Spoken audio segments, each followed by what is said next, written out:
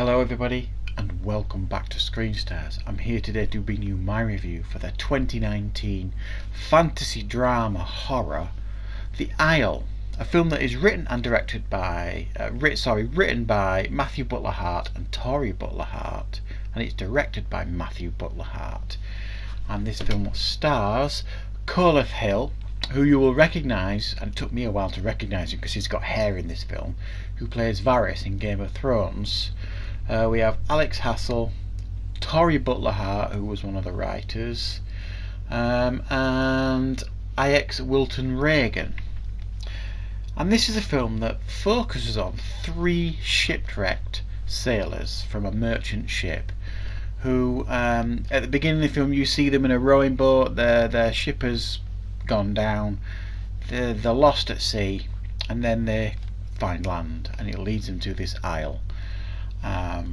They are then swept up by somebody who lives on the island, and this is like an island off the coast of Scotland somewhere, and he takes them under his wing, feeds them, sorts out their injuries, etc.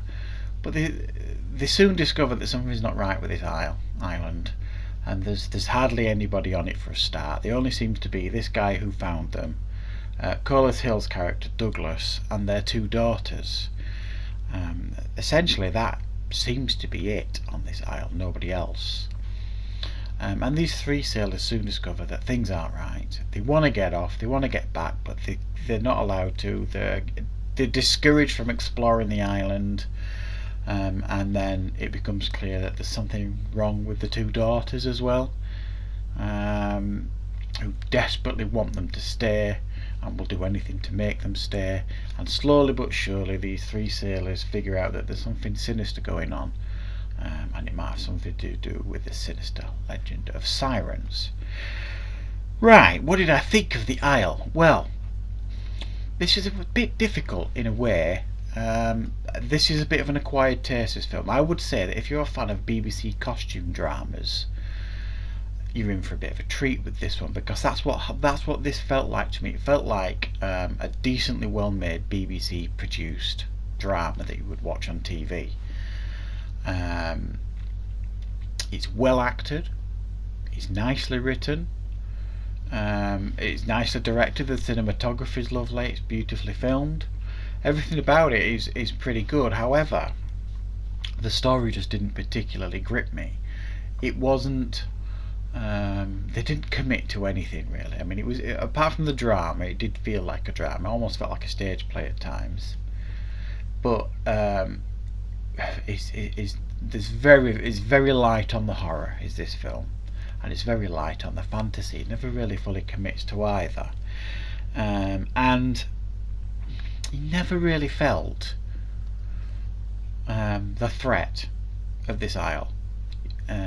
You're supposed to get the impression that this siren, who may be the spirit of someone who was wronged on this isle when it was thriving with life several years before, but you never felt the threat from that.